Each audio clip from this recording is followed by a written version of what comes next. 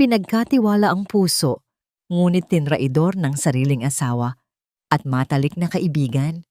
Sa gitna ng ulan at malaking tiyan, pinalaya si Sofia sa sariling pamamahay habang naririnig ang halakhak ni na Miguel at Clarissa. Wala ka ng silbi, Sofia. Ang huling sampal ng katotohanan. Ngunit sa bawat patak ng luha, isang matinding paniningil ang isinisilang. Sino ang tunay na reyna ng Forbes Park? Mababawi ba ni Sofia ang dangal para sa kanyang anak? Hindi kita kailanman minahal, Sofia. Sa totoo lang, kailangan ko lang ang pirma mo para makuha ang lahat ng iniwan ng tatay mo. Ang akala mo ba, seryoso ako sa kasal na ito? Every touch, every kiss, it was all just a business move. Ang mga salitang iyon ay hindi nanggaling sa isang estranghero.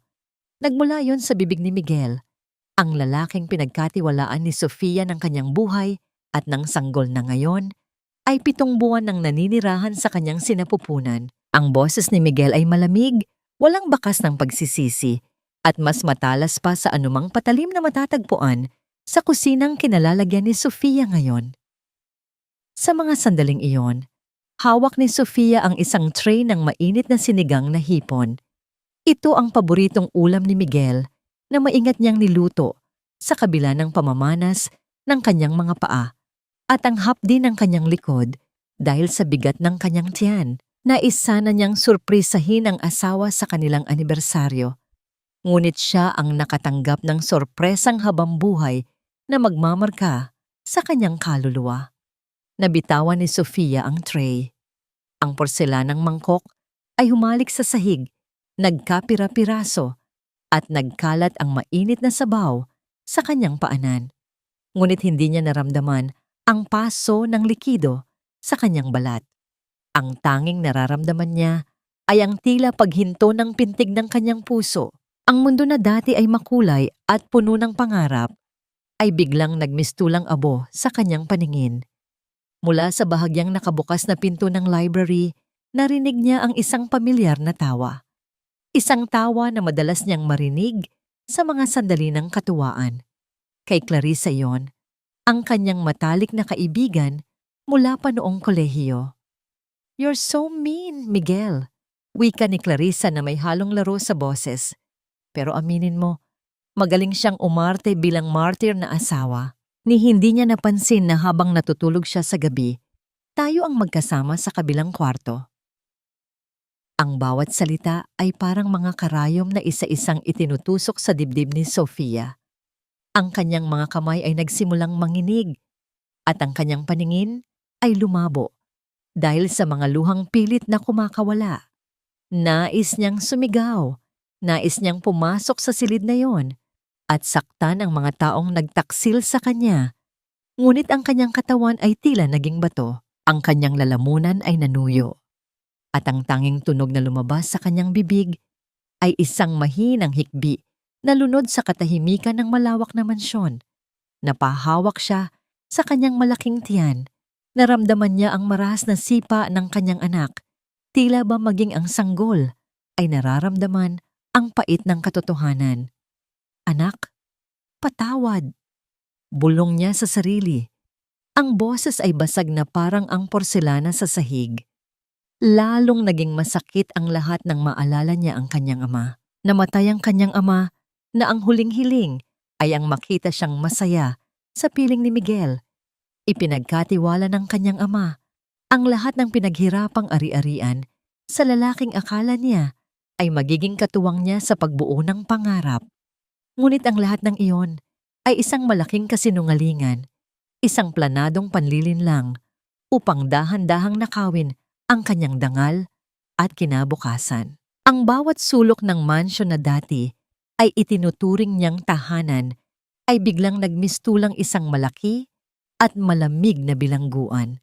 Ang mga alaala ng kanilang mga ngiti, ang mga pangako sa ilalim ng buwan, at ang mga plano para sa kanilang anak ay naging mga multo na ngumungot siya sa kanyang kamangmangan. Hindi nagtagal, bumukas ang pinto ng library. Lumabas si Miguel at Clarissa na magkahawak ang kamay. Ang kanilang mga mukha ay bakas Ang pagkagulat nang makita si Sofia na nakatayo sa dilim ng hallway, napapaligiran ng basag na pinggan at talsik ng sabaw. Ngunit ang pagkagulat ni Miguel ay mabilis na napalitan ng isang mapang uyam na ngiti. Wala siyang nakitang takot o pagsisisi sa mga mata ng asawa. "So, narinig mo na pala," simpleng sabi ni Miguel habang inaayos ang kanyang kurbata. "Hindi na tayo kailangang magpanggap.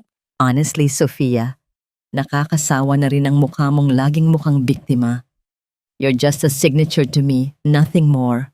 Lumapit si Clarissa kay Sofia, ang kanyang mga mata ay puno ng tagumpay at pananakit. "Don't look at us like that, Sofia. Business is business. At sa mundong ito, ang mga mahihina at masyadong mabait ay laging naiiwan sa huli. Consider this a lesson." Sa mga sandaling iyon, ang huling bahagi ng pusong nagmamahal ni Sofia ay tuluyan ng nadurog. Ngunit sa ilalim ng guho ng kanyang damdamin, may isang bagong emosyon ang nagsimulang mag-alab. Isang malamig at matalim na determinasyon. Ang sakit ay nanunuot hanggang sa kanyang mga buto. Ngunit kasabay nito ang pag-usbong ng isang tanong na paulit-ulit na umaalingaw-ngaw sa kanyang isipan. Saan pa siya lulugar sa bahay na hindi na sa kanya? Sino pa ang maaari niyang pagkatiwalaan kung ang mga taong itinuturing niyang mundo ang mismong sumira nito? Bago pa man siya makasagot sa sariling kaisipan, narinig niya ang mabibigat na yabag ng takong mula sa hagdanan. Si Doña Aurora, ang kanyang biyenan, ay pababa na may dalang isang maliit na maleta. Ang kanyang muka ay kasing tigas ng bato at ang kanyang mga mata ay walang anumang bakas ng awa para sa nagdadalang taong manugang. "Tama na ang drama, Sofia." Ang maautoridad na boses ni Doña Aurora ang bumasag sa tensyon. "Inimpake ko na ang ilang gamit mo. Hindi na kailangan ng isang baliw at pabigat na asawa sa pamamahay na ito. Umalis ka na bago ko patawagin ang mga security para kaladkarin ka palabas." Tumingin si Sofia sa kanyang biyenan. Pagkatapos ay kay Miguel at Clarissa. Siya ay nag-iisa, sugatan, at tila walang kalaban-laban sa gitna ng unos. Ang kanyang buong pagkatao ay binalot ng isang matinding pait na tila hindi na matatapos. Tumalikod si Sofia. Ang kanyang mga hakbang ay mabigat at puno ng pag-aalinlangan.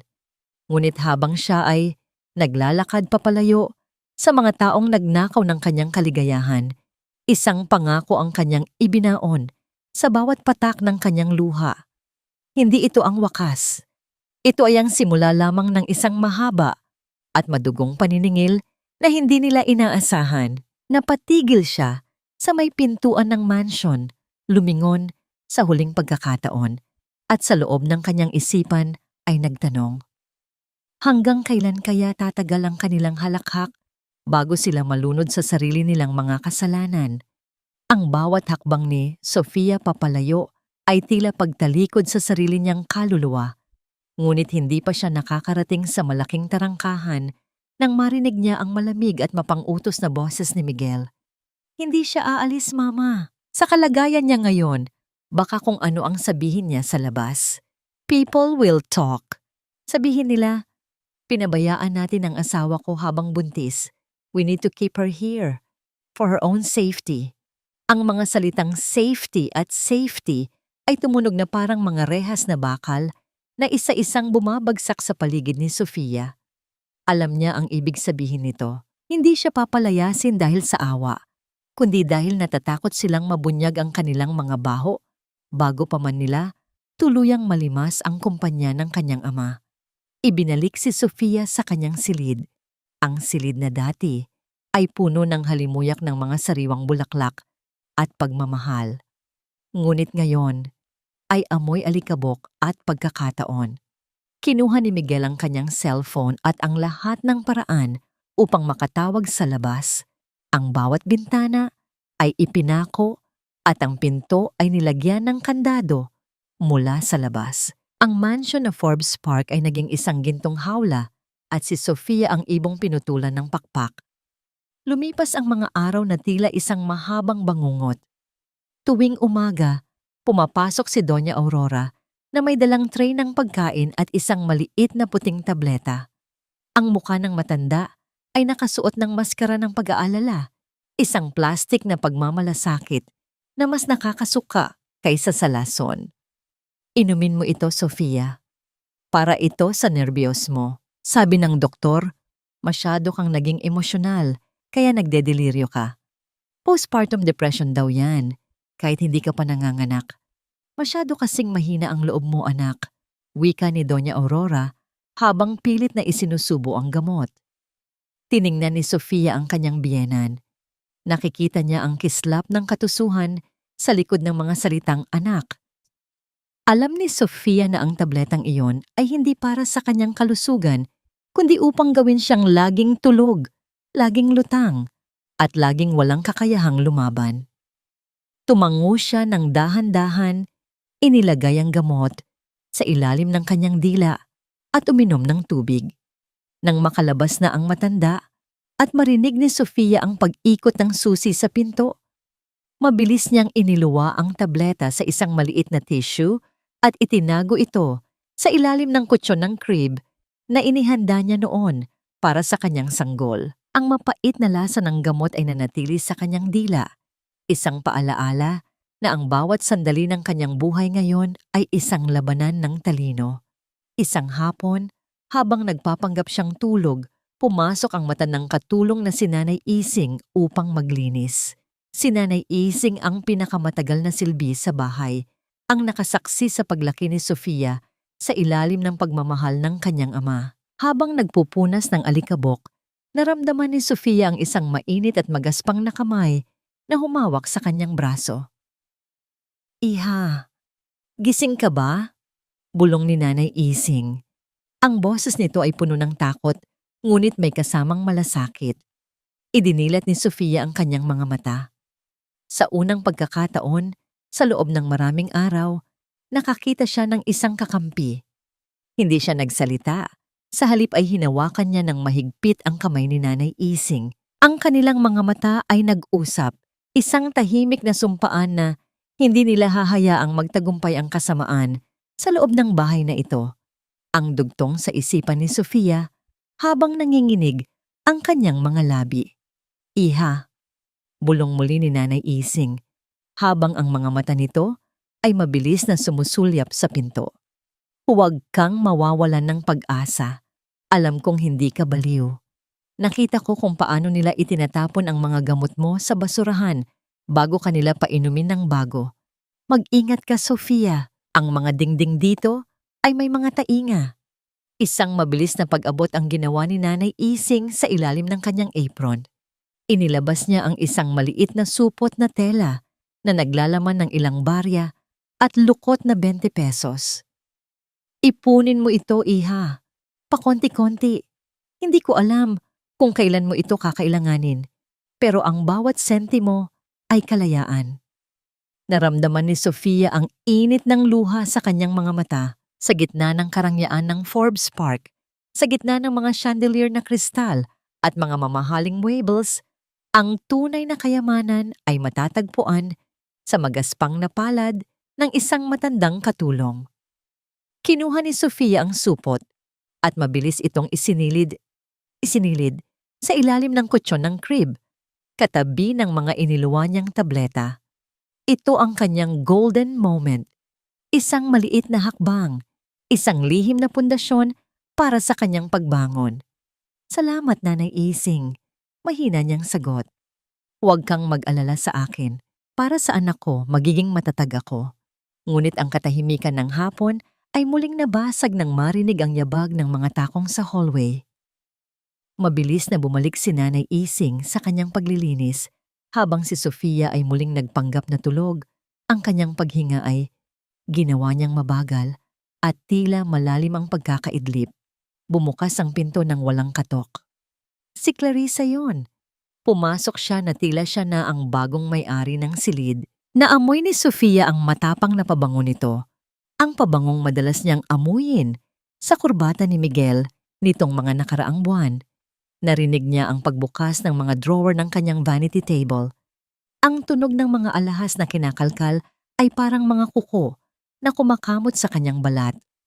Ang daming magagandang bagay. Bulong ni Clarissa sa sarili, puno ng inggit. Soon, Sofia, na mapapasa akin din ang lahat ng ito. Pati ang apelyidong pilit mong pinanghahawakan. Naramdaman ni Sofia ang paglapit ni Clarissa sa kanyang kama. Ang presensya ng babae ay parang isang madilim na ulap. Tumayo si Clarissa sa tapat ng kanyang mukha at sa loob ng ilang segundo, naramdaman ni Sofia ang isang matalim na tingin na tila sinusuri kung tunay ba ang kanyang pagkakatulog.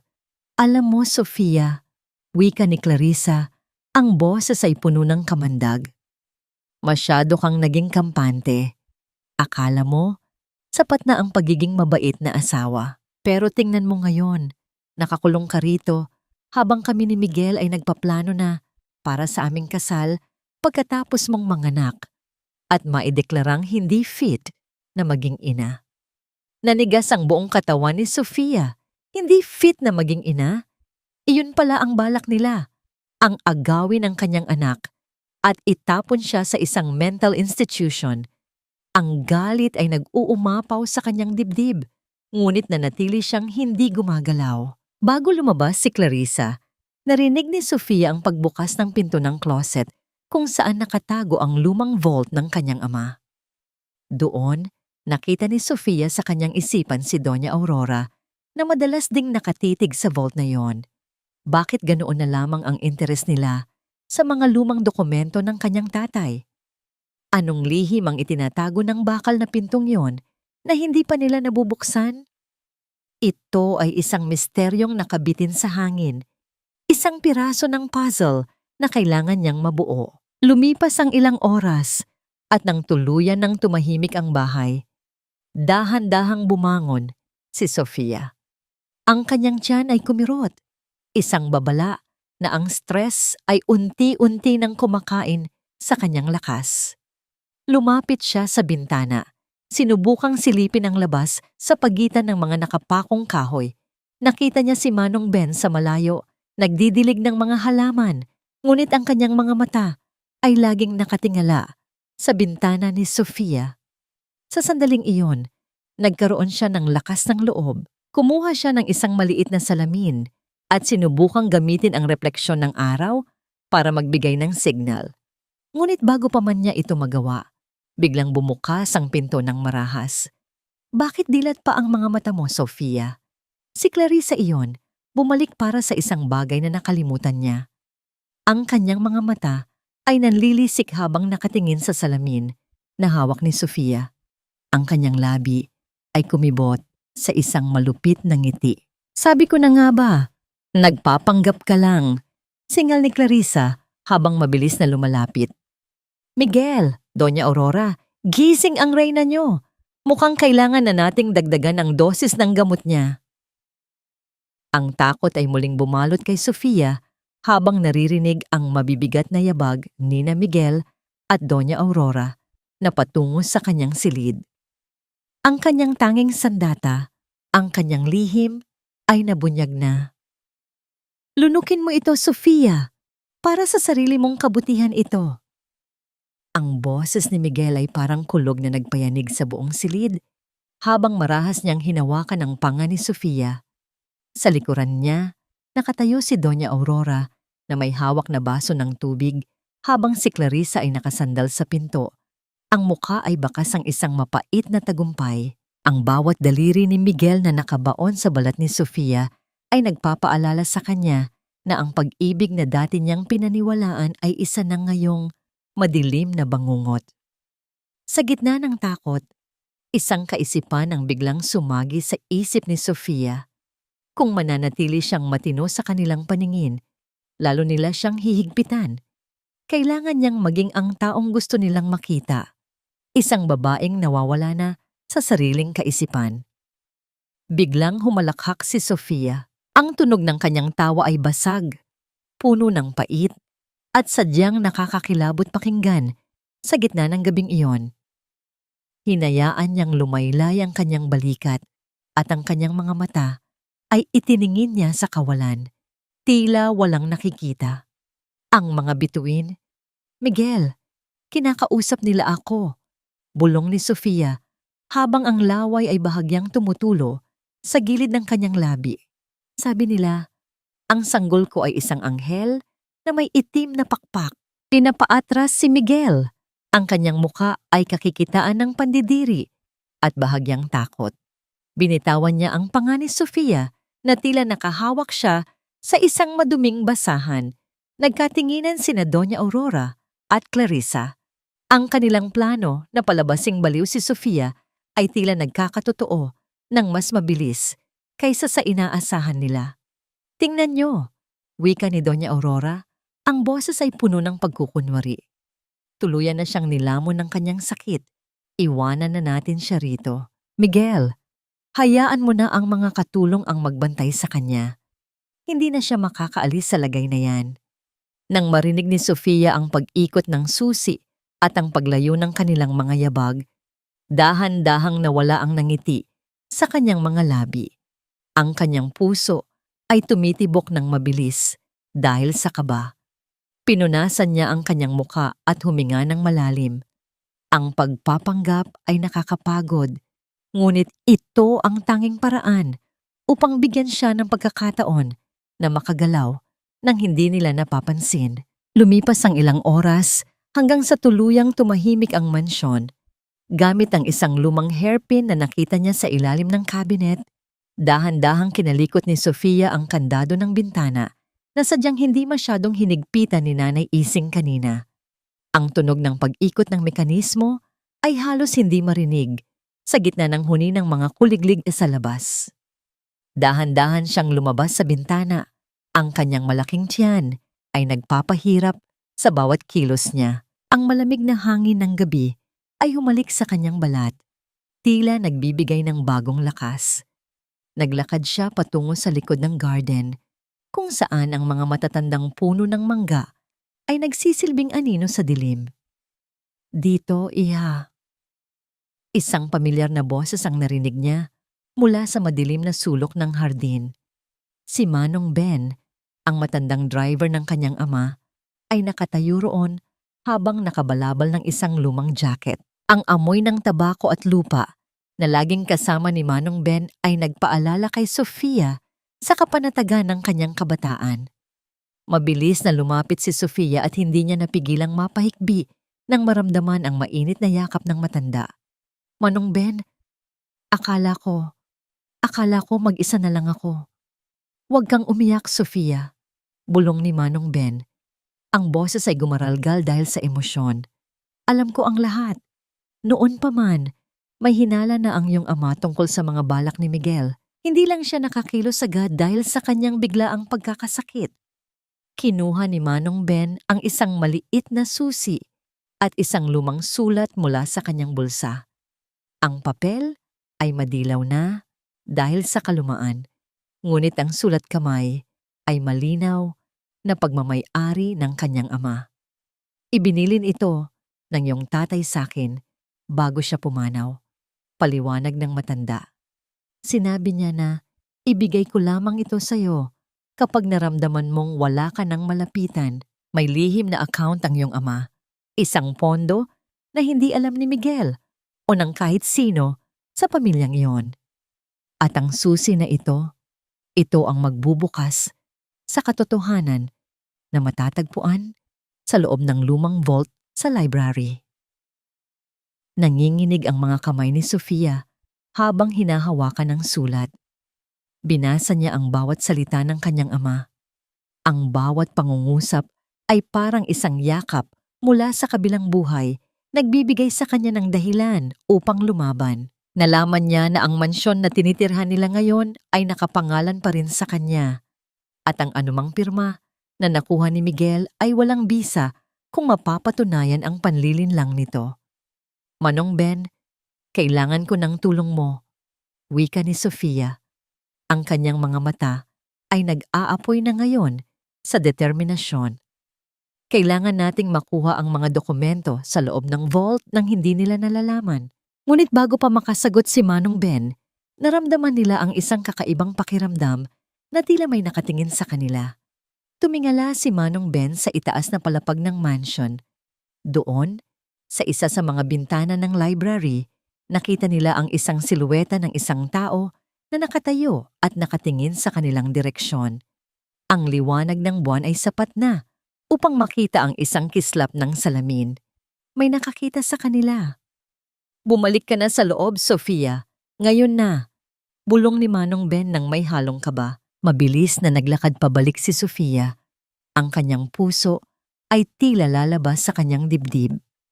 Habang umaakyat siya pabalik sa bintana, isang katanungan ang bumabalot sa kanyang isipan. Sino ang aninong yon sa library? Si Miguel ba? O ang mas mapanganib na si Doña Aurora?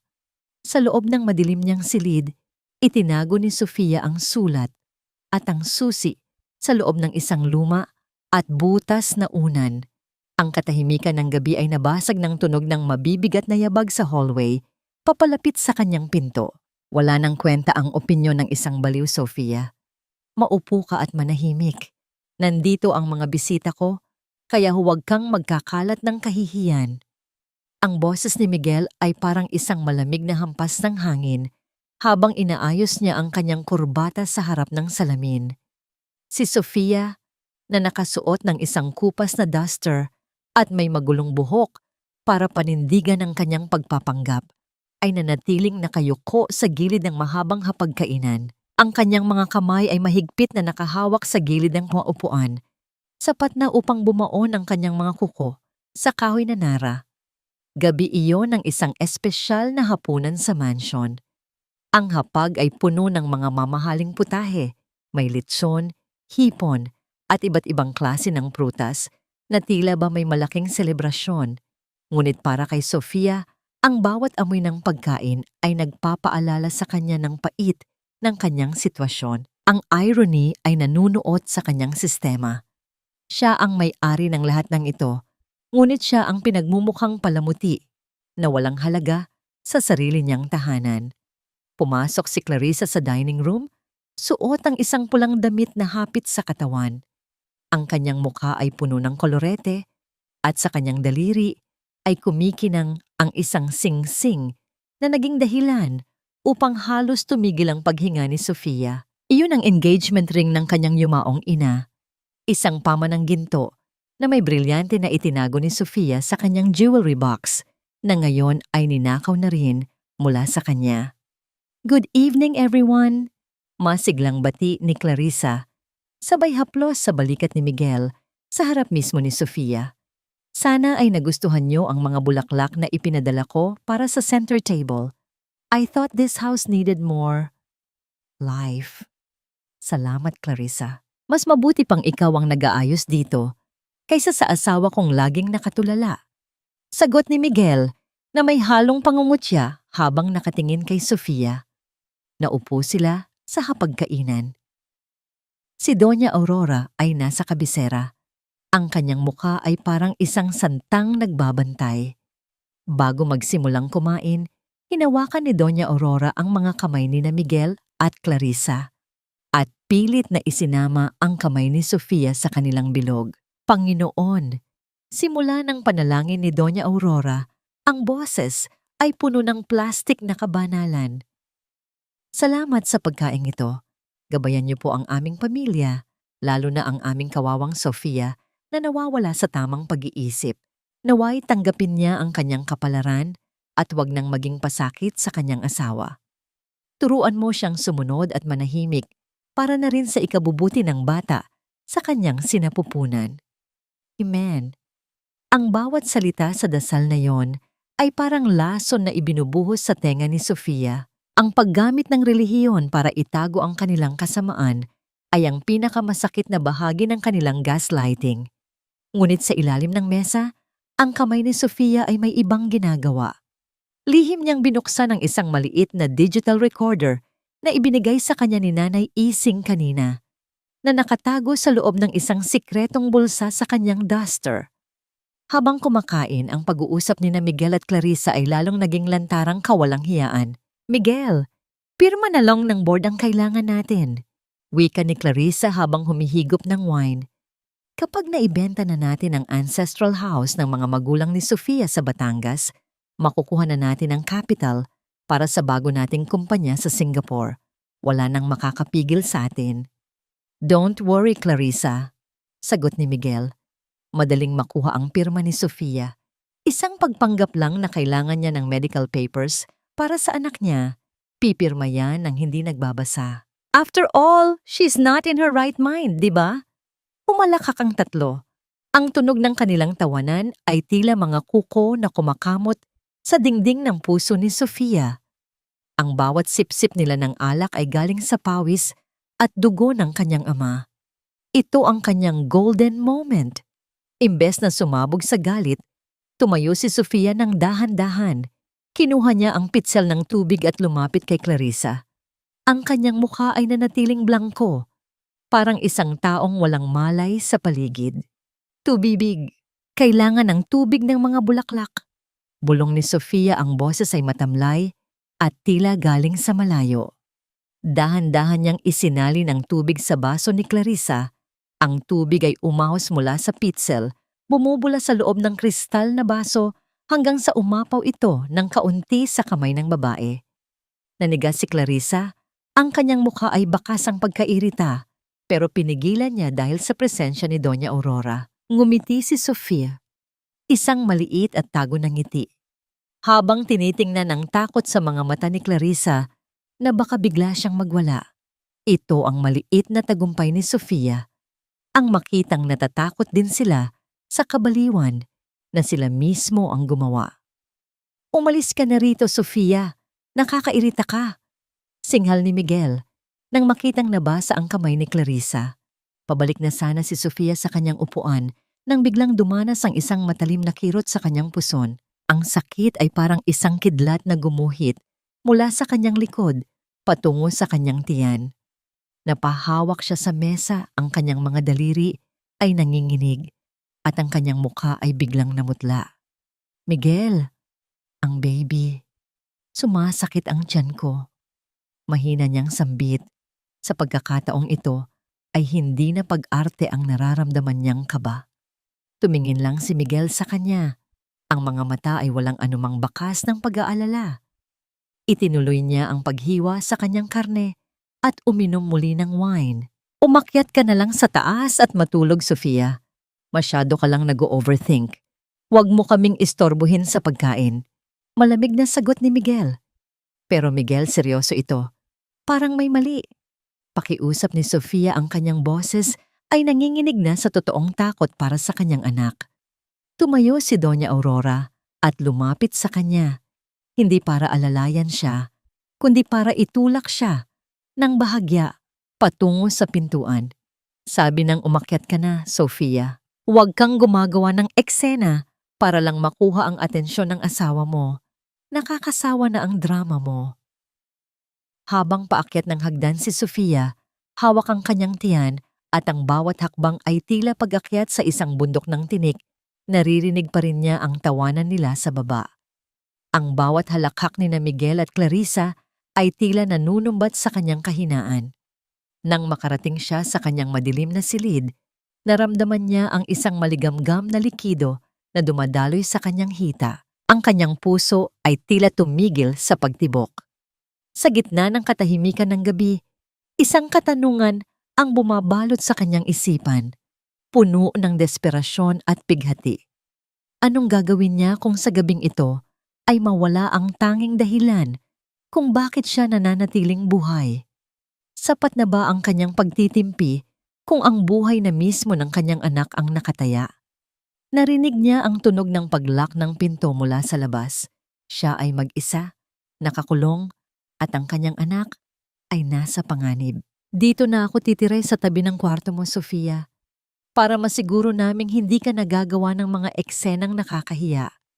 At para na rin masanay ka na sa presensya ko, dahil balang araw, ako na ang tatayong ina ng batang iyan sa sinapupunan mo. Ang boses ni Clarissa ay parang isang malamig na lason na dahan-dahang gumagapang sa pandinig ni Sofia. Umaga na, at ang sikat ng araw na pumapasok sa pagitan ng mga nakapakong kahoy sa bintana ay nagbibigay ng kakaibang anino sa mukha ng kanyang dating kaibigan. Si Clarissa ay nakatayo sa paanan ng kanyang kama. Hawak ang isang tumpok ng mga hanger na may nakasabit na mga mamahaling damit. mga damit, na malinaw na hindi pag-aari ni Sofia sa ilalim ng kumot. Ang katawan ni Sofia ay nanginginig sa matinding panghihina. Ang likidong dumaloy sa kanyang hita kagabi ay natuyo na, ngunit ang bawat galaw niya ay nagdudulot ng isang mapurol na kirot sa kanyang puson. Ang kanyang mukha ay kasing puti ng pader. Ang kanyang mga labi ay tuyot at nagbibitak. Sa kabila ng pisikal na pagdurusa, kailangan niyang manatiling tahimik. Kailangan niyang lunukin ang kanyang boses upang hindi nila mahalata na ang kanyang isipan ay mas matalas pa sa abot ng kanilang hinala. Ano, Sofia? Wala ka bang sasabihin? Pangungutya ni Clarissa habang nagsisimulang ilagay ang kanyang mga gamit sa loob ng closet ni Sofia.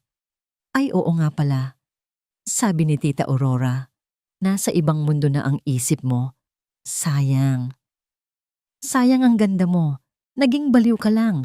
Dahil sa sobrang pagmamahal sa isang lalaking hindi ka naman pinahalagahan. But don't worry, I'll take good care of everything you leave behind. Especially Miguel. Tumawa si Clarissa, isang tunog na parang pagkiskis ng matalim na kuko sa isang makinis na sahig. Lumapit siya sa vanity table ni Sofia at kinuha ang isang bote ng mamahaling pabango. Walang pasintabi niyang ibinuhos ang bango sa hangin. Tila binubura ang huling bakas ng presensya ni Sofia sa sarili nitong silid. Ang bawat patak ng likido na humahalimuyak ay naging simbolo ng unti-unting pagkawala ng pagkakakilala ni Sofia sa loob ng mansyon. Sa ilalim ng kumot, ang mga daliri ni Sofia ay mahigpit na nakakapit sa tela. Ang kirot sa kanyang puson ay unti-unting humuhupa, isang palatandaan na ang kanyang katawan ay lumalaban pa rin para sa kaligtasan ng sanggol. Ngunit ang bawat salitang lumalabas sa bibig ni Clarissa ay nagdudulot ng mas matinding sugat sa kanyang puso. Look at this. Wika ni Clarissa habang binubuksan ang isang malaking kahon sa tabi ng closet. Inilabas niya ang isang lumang shawl na ganchilyo, ang huling alaala ni Sofia mula sa kanyang yumaong ina. Ang baho naman nito. Mukhang basahan na. Bagay lang ito sa iyo ngayon, Sofia. Isang basahang itinapon na ng tadhana. Padaskol na inihagis ni Clarissa ang shawl sa sahig at walang pakundangan niyang tinapakan ito habang naglalakad patungo sa bintana. Ang makitid na sinag ng araw ay tumama sa mukha ni Clarissa na nagmukhang isang demonyong nagpapanggap na anghel. Alam mo ba kung ano ang hawak ko kagabi habang natutulog ka? Pagpapatuloy ni Clarissa, ang boses ay puno ng kayabangan. Kinuha niya ang isang makapal na folder mula sa kanyang bag at iwinagayway ito sa harap ng mukha ni Sofia. This is the deed of assignment. Nakapirma na si Miguel bilang administrator ng estate ng tatay mo. Ang kailangan na lang ay ang thumb mark mo. Dahil sa mata ng batas, masyado ka ng unstable para humawak ng panulat. Once makuha namin yon, ang lahat ng shares ng tatay mo sa kumpanya ay mapapasa akin na. Nanigas ang buong pagkatao ni Sofia. Ang kanyang ama ay nagtrabaho ng buong buhay para sa kumpanyang yon, hindi upang maging laruan lamang ng isang traidor na kaibigan. Ang bawat selyo at pirma sa dokumentong yon ay binuo mula sa pangarap ng kanyang pamilya na ngayon ay dahan-dahang kinakain ng kasakiman ni Clarissa. Ito ang kanyang golden moment, isang sandali ng tahimik na pagrerebelde. Habang nakatalikod si Clarissa at abala sa pag-aayos ng kanyang mga alahas sa salamin, dahan-dahang inabot ni Sofia ang dulo ng shawl na itinapon sa sahig. Gamit ang kanyang mga daliri na nanginginig pa, hinila niya ito palapit sa kanyang higaan.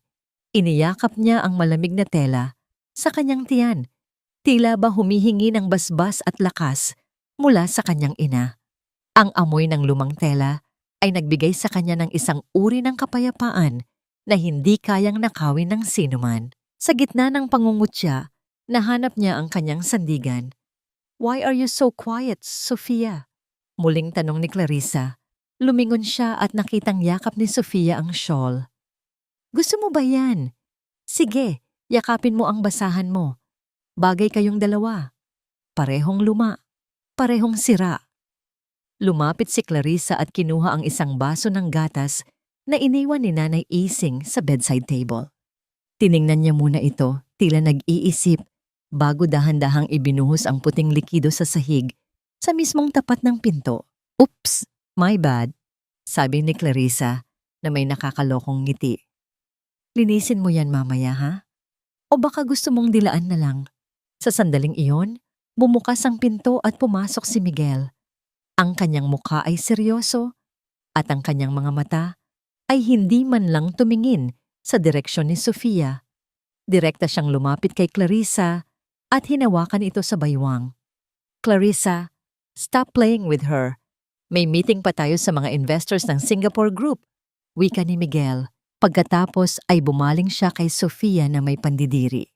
Sofia, sa susunod na linggo ay darating ang mga board members dito sa bahay.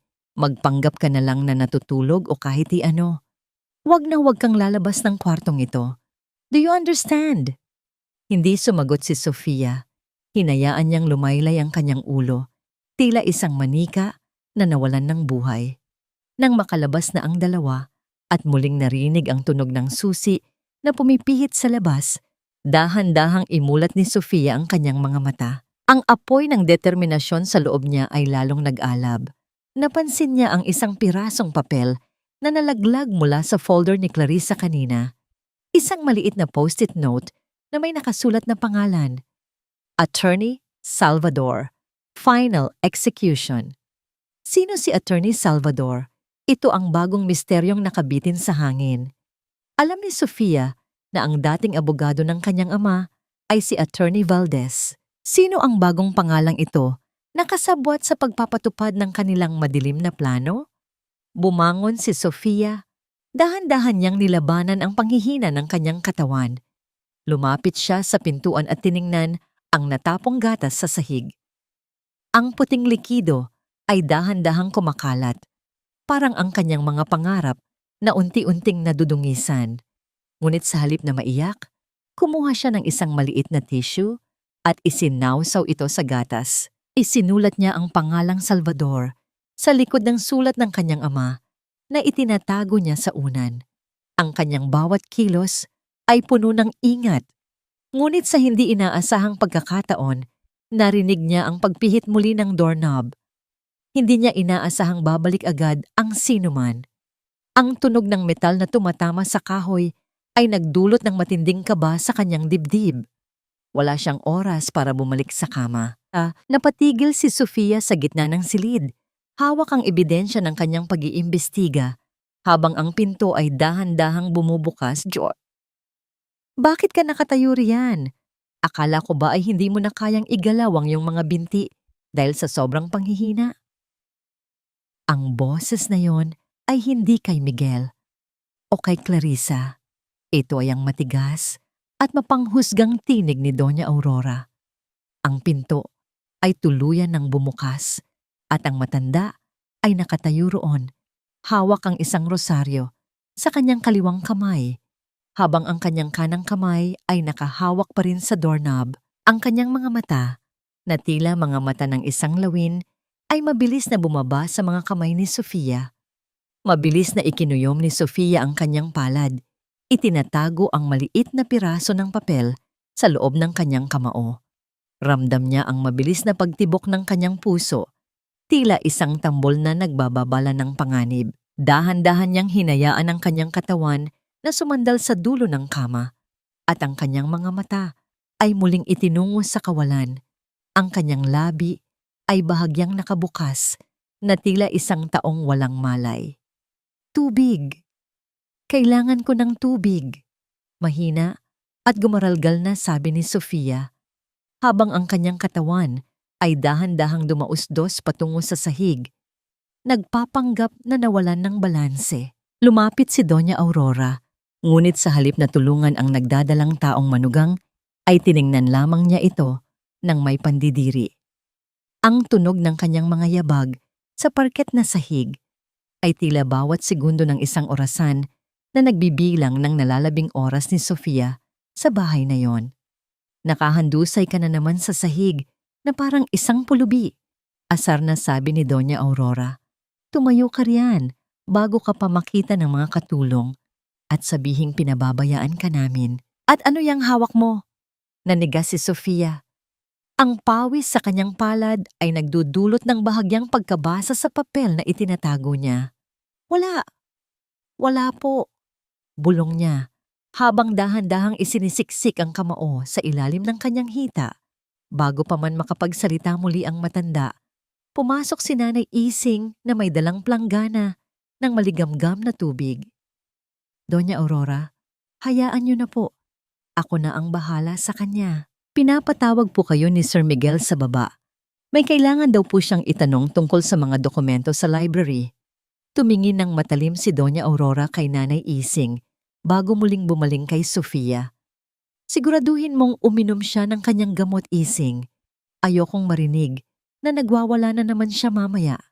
Nang marinig ang pagsara ng pinto at ang paglayo ng mga yabag ng matanda, mabilis na binitawan ni Sofia ang kanyang pagpapanggap. Huminga siya ng malalim. Ang kanyang dibdib ay mabilis na tumataas at bumababa. Tinulungan siya ni Nanay Ising na makaupo muli sa kama. Salamat, Nanay Ising. Hingal na, sabi ni Sofia. Sino si Attorney Salvador? Narinig mo na ba ang pangalang yon? Napatigil si Nanay Ising sa pagpupunas ng noo ni Sofia. Ang kanyang mukha ay biglang binalot ng kaba. Si Salvador? Iyon ang abogadong laging kausap ni Miguel nitong mga nakaraang linggo. Hindi siya ang dating abogado ng iyong ama. Balita sa kusina, siya raw ang eksperto sa paglilipat ng mga ari-arian ng mabilis at lihim. Lalong lumakas ang kutob ni Sofia. Ang Attorney Salvador na ito ang magiging mitya ng kanyang tuluyang pagbagsak kung hindi siya kikilos. Nanay Ising, kailangan kong makapunta sa library. Seryosong sabi ni Sofia habang mahigpit na hawak ang braso ng matanda. Nakaalis na ba sila, Miguel at Clarissa? Umalis na sila para sa dinner meeting. Pero nandoon pa si Doña Aurora sa kanyang tsapel nagdarasal. Ito na ang pagkakataon mo, Sofia. Pero mag-ingat ka. Ang bawat hakbang mo sa pasilyo ay kailangang maging kasing tahimik ng isang anino. Dahan-dahang tumayo si Sofia, tinitiis ang pamimintig ng kanyang mga binti at ang bigat ng kanyang tiyan. Ang bawat pintig ng kanyang puso ay tila sumasabay sa takbo ng oras. Sa tulong ni Nanay Ising, dahan-dahan silang lumabas ng silid. Ang mansyon ay balot ng isang nakabibinging katahimikan. Tanging ang tunog ng hangin na humahampas sa mga kurtina ang maririnig. Pagdating sa tapat ng library, ang pintong gawa sa mabigat na kahoy ay tila isang dambuhala na nagbabantay sa mga lihim. Gamit ang susi na ibinigay ni Manong Ben, dahan-dahang ipinasok ni Sofia ang metal sa loob ng trangka. Ang tunog ng pagpihit ng mekanismo ay nagbigay ng isang mahinang tunog ng bakal na nagtagpo. Isang senyales na ang pinto ay bukas na. Sa loob ng library, amoy lumang papel at floor wax. Agad na hinanap ni Sofia ang vault na nakatago sa likod ng malaking painting ng kanyang ama. Nanginginig ang kanyang mga daliri habang sinusubukan ang susi sa vault. Ang bawat segundo ay tila isang taon sa kanyang pakiramdam. Isang mahinang tunog ng pagbukas ng vault ang narinig ni Sofia. Sa loob, tumambad ang mga dokumentong matagal nang hinahanap ng kanyang mga kaaway. Kinuha niya ang isang makapal na folder at mabilis na binasa ang laman nito. Doon niya nakita ang katotohanan, ang mga orihinal na titulo ng lupa at ang mga resibo ng kasino na may pangalan ni Miguel. Ngunit sa ilalim ng lahat ng iyon, may isang sulat na selyado at may nakasulat na, "Para sa aking apo." Bago pa man mabuksan ni Sofia ang sulat, narinig niya ang tunog ng isang sasakyan na pumasok sa gate. Maagang bumalik sina Miguel at Clarissa. Kasunod nito ay ang tunog ng pagbukas ng main door sa ibaba at ang boses ni Doña Aurora na sumisigaw. "Miguel, bakit kayo bumalik agad? At bakit bukas ang ilaw sa library?" Nanigas si Sofia sa gitna ng silid. Ang folder ay hawak pa rin niya at ang vault ay nakabukas. Ang mga yabag ng sapatos na tumatama sa hagdanan ay mabilis na papalapit. Wala na siyang oras para itago ang lahat. Napatingin si Sofia sa bintana ng library, pagkatapos ay sa pinto na anumang sandali ay bubukas. Ang pawis ay dumadaloy sa kanyang pisngi, at ang tanging naririnig niya ay ang kanyang sariling paghinga na tila isang huling hiling sa gitna ng panganib. Paano siya makakatakas sa library nang hindi nakikita kung ang folder na hawak niya ang tanging ebidensya na magliligtas sa kanya at sa kanyang anak mula sa kamay ng mga halimaw? Bakit mo iniwan ang pinto na hindi nakakandado, Miguel? Paano kung may nakapasok dito at nakita ang mga plano natin? Ang boses ni Clarissa ay parang isang matalas na huni ng sirena na bumasag sa katahimikan ng hallway. Ang bawat salita niya ay naghatid ng kilabot sa buong katawan ni Sofia. Sa loob ng library, ang hangin ay tila naging malapot at mahirap hingahin. Ang folder na naglalaman ng mga lihim ni Miguel ay mahigpit na nakayakap sa dibdib ni Sofia. Ang mga kanto nito ay bumabaon sa kanyang balat, ngunit wala siyang nararamdamang sakit, kundi ang matinding kaba. Mabilis na isinara ni Sofia ang vault, ngunit ang tunog ng pagdapat ng bakal sa bakal ay tila isang pagsabog sa gitna ng silid. Wala na siyang oras para ayusin ang painting ng kanyang ama. Sa isang mabilis at desperadong desisyon, isiniksik niya ang kanyang sarili sa likod ng makakapal na kurtinang pelus na nakasabit sa gilid ng malaking bintana. Ang kanyang malaking tiyan ay nagpapahirap sa bawat galaw, at ang bawat sipa ng kanyang anak ay tila isang pagsusumamo na huwag silang hayaang mahuli. Bumukas ang pinto. Ang liwanag mula sa hallway ay pumasok sa silid na lumikha ng mahabang anino ni Miguel at Clarissa sa sahig. Naririnig ni Sofia ang tunog ng mabibigat na yabag ni Miguel sa parke, papalapit sa gitna ng library. Wala namang tao rito, Clarissa. Masyado ka lang paranoid. Asar na sabi ni Miguel. Maririnig ang pagbagsak ng kanyang susi sa ibabaw ng mesa. Isang tunog ng metal na tumama sa matigas na kahoy. Uminit lang ang ulo ko sa investor na yon. Akala mo, kung sinong malinis, ayaw pirmahan ang merger dahil lang sa ilang butas sa audit. Dahil palpak ang ginawa ni Attorney Salvador, sinasabi ko sa iyo, Miguel, kailangan nating ayusin ang mga dokumentong yon bago pa mag-ingay ang board. Sagot ni Clarissa, ang boses ay puno ng pagkairita. Naramdaman ni Sofia ang paghinto ng kanyang hininga nang marinig ang tunog ng mga yabag na papalapit sa painting ng kanyang ama. Nararamdaman niya ang presensya ni Miguel sa tapat lamang ng kurtina kung saan siya nagtatago. Ang amoy ng alak at sigarilyo mula sa asawa ay nanunuot sa tela ng kurtina na nagdudulot ng matinding pagkasuklam sa kanyang sikmura. Wait, bakit tabingi itong painting ni Papa? Tanong ni Miguel. Ang katahimikan na sumunod ay tila 1,000 taon para kay Sofia. Naririnig niya ang marahang paghaplos ni Miguel sa frame ng painting.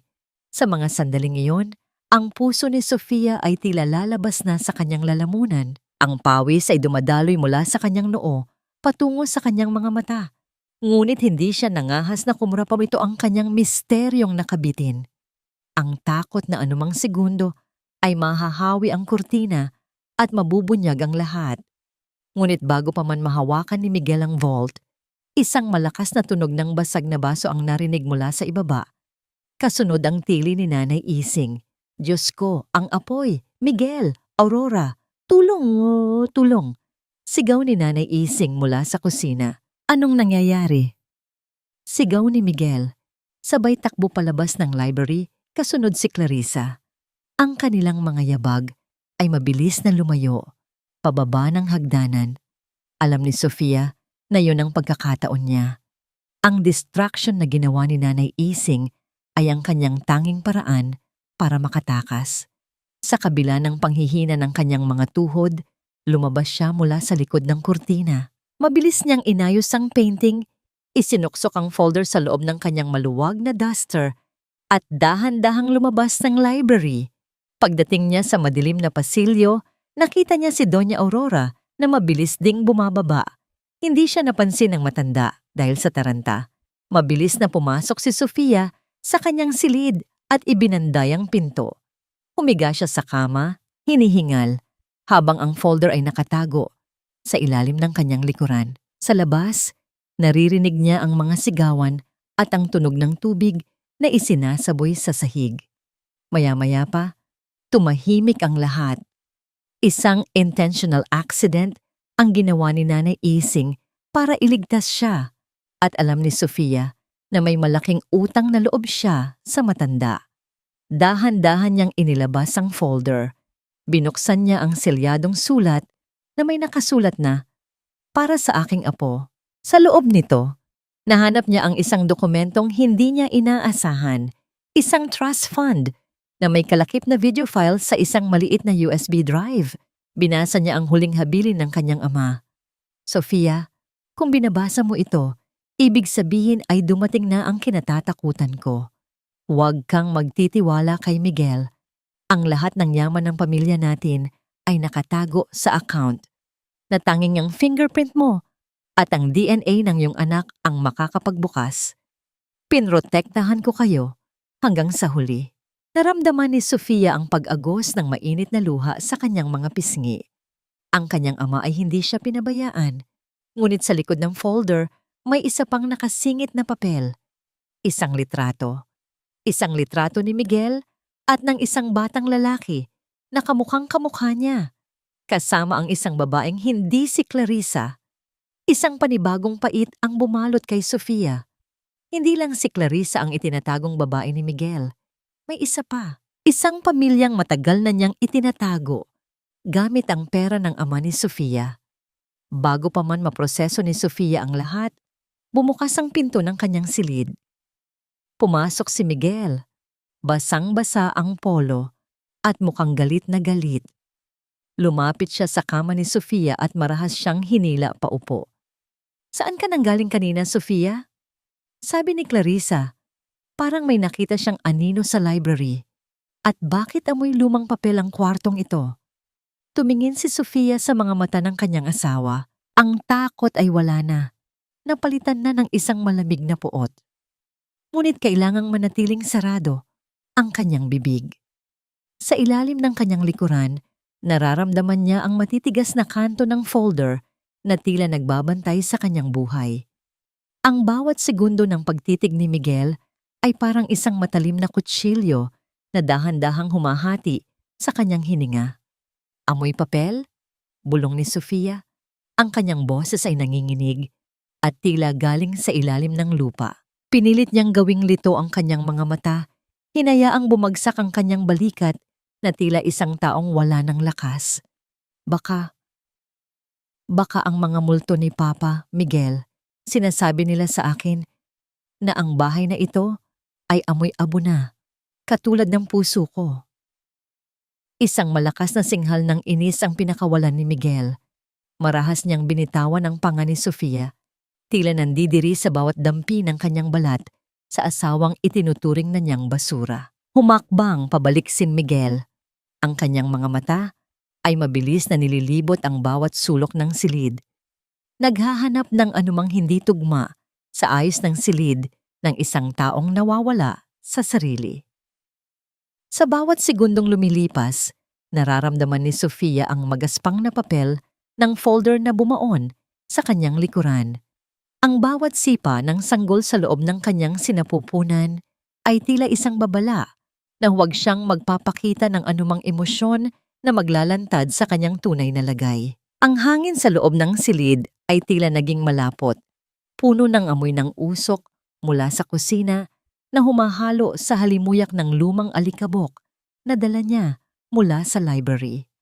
"Amoy usok lang pala," asar na bulong ni Miguel habang pinapagpagan ang kanyang basang polo.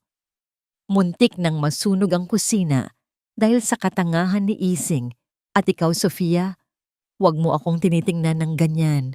Nakakairita ang mga mata mong tila laging may isinusumbong." Naglakad si Miguel patungo sa pinto, ngunit bago siya tuluyang lumabas, huminto siya at lumingon muli. "Ang board meeting ay sa makalawa na. Attorney Salvador will be here to finalize the papers.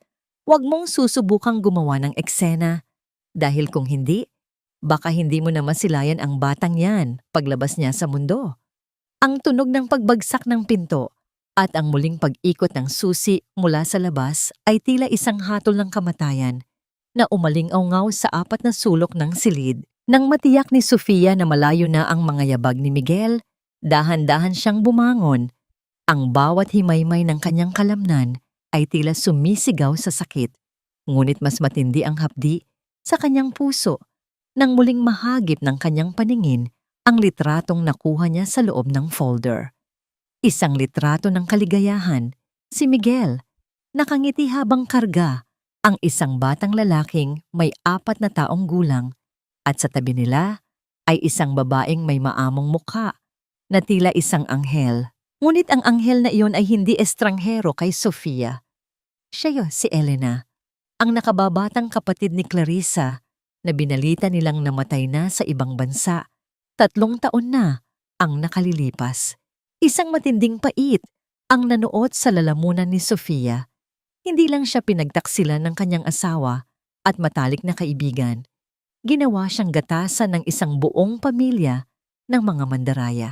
Ang kumpanya ng kanyang ama, ang bawat sentimo ng kanilang yaman, ay ginamit ni Miguel upang buhayin ang isang lihim na pamilya habang siya ay ikinukulong sa sarili niyang bahay. Ito ang kanyang golden moment, ang sandali ng pananahimik sa gitna ng unos. Dahan-dahang hinaplos ni Sofia ang kanyang tiyan. Anak? Bulong niya sa gitna ng kadiliman. Ang boses ay puno ng isang uri ng lakas na tila nanggaling sa kailaliman ng lupa. Hindi tayo biktima. Tayo ang maniningil. Sa gitna ng kanyang pagmuni-muni, napansin niya ang isang bagay na nakasingit sa ilalim ng USB drive sa loob ng folder. Isang maliit na ledger na sulat kamay ng kanyang ama.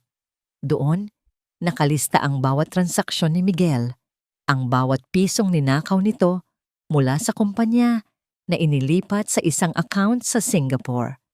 Ngunit may isang pangalan na paulit-ulit na lumalabas sa huling pahina. Salvador, the Judas. Pagtanto ni Sofia na ang abogadong Salvador na ito ay hindi lamang basta abogado ni Miguel. Siya ang taong nagmamanipula ng mga pirma at dokumento upang magmukhang legal ang lahat ng pagnanakaw. Sa kabilang bahagi ng mansyon, naririnig niya ang marahas na pagtatalo ni Clarissa at Doña Aurora. Ang kanilang pagkakaisa ay tila nagkakaroon na ng lamat dahil sa takot na baka may nakakaalam na ng kanilang mga lihim. Sinasabi ko sa iyo, Aurora, may nakita akong tao sa library.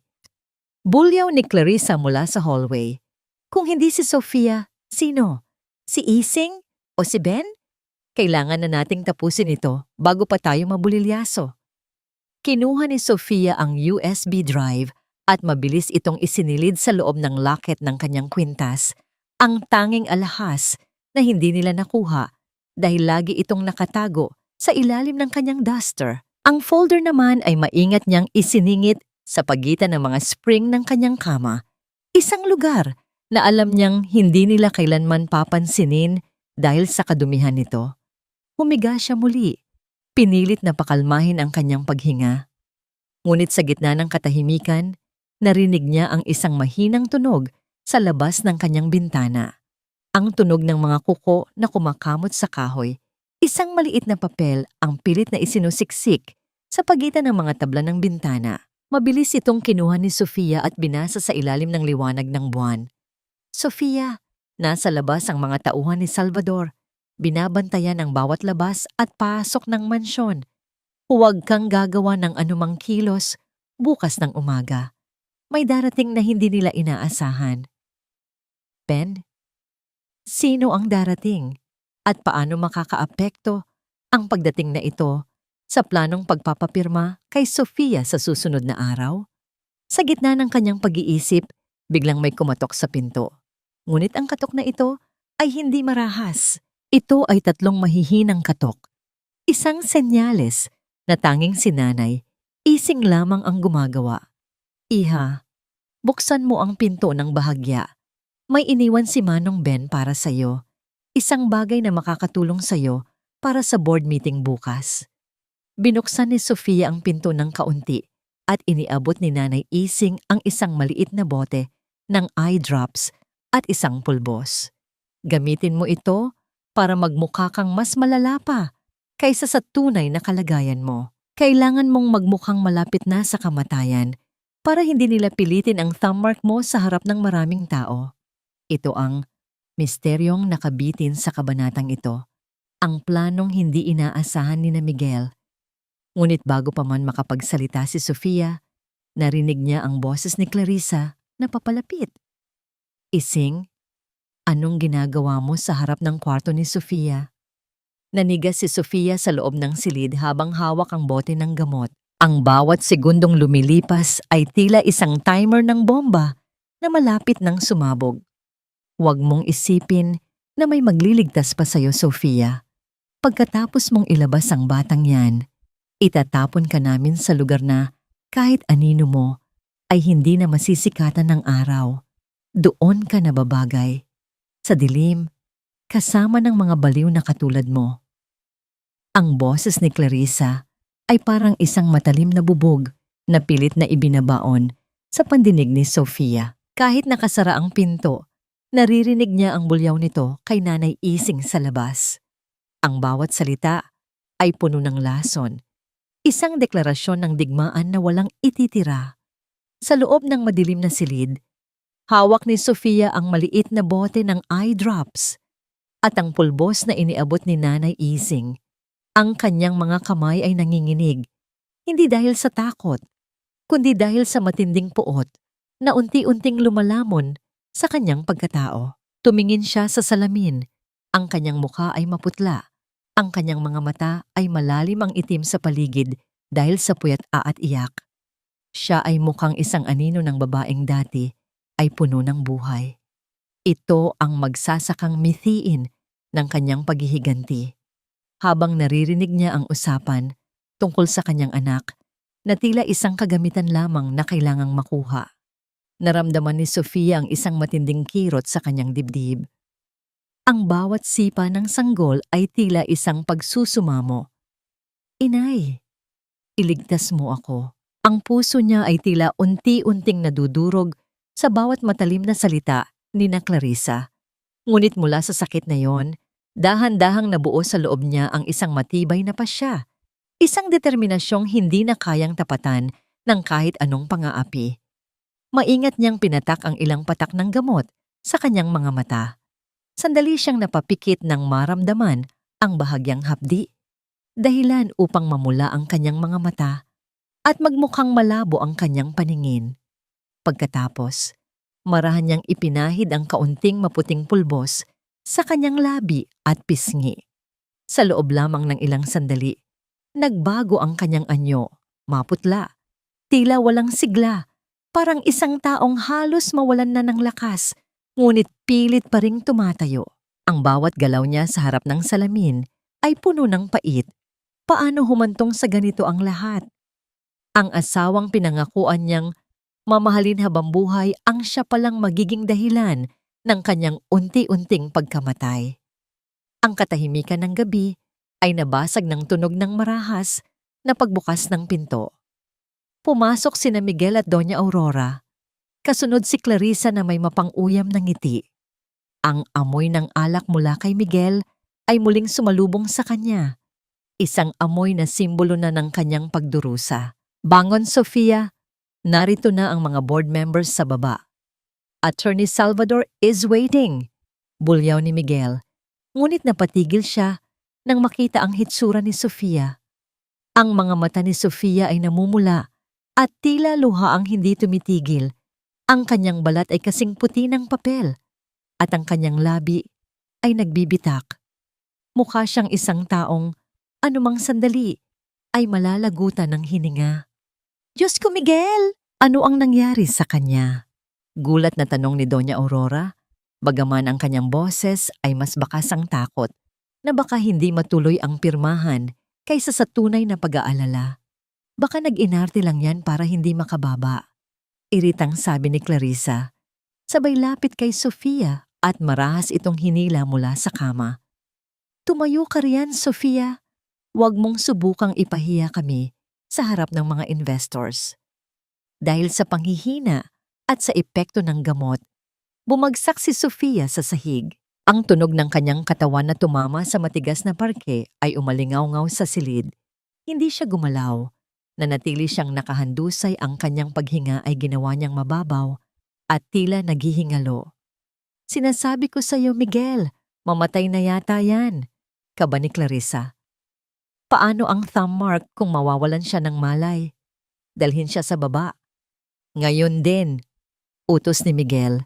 Binuhat ni Miguel si Sofia na tila isang tumpok ng basura at dinala ito patungo sa library. Sa loob ng library, naghihintay ang 3 matatandang board members ng kumpanya, kasama ang isang lalaking may salamin at may hawak na makakapal na dokumento, si Attorney Salvador.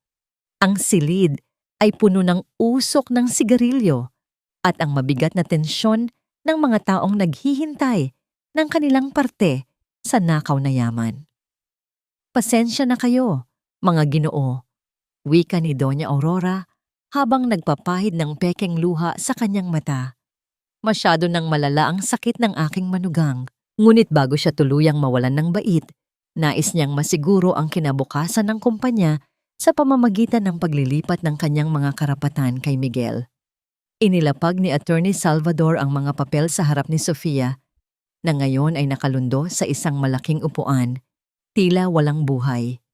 Kinuha ni Miguel ang kanang kamay ni Sofia, nilagyan ng tinta ang kanyang hinlalaki at dahan-dahang itinatapat sa linya ng pirmahan.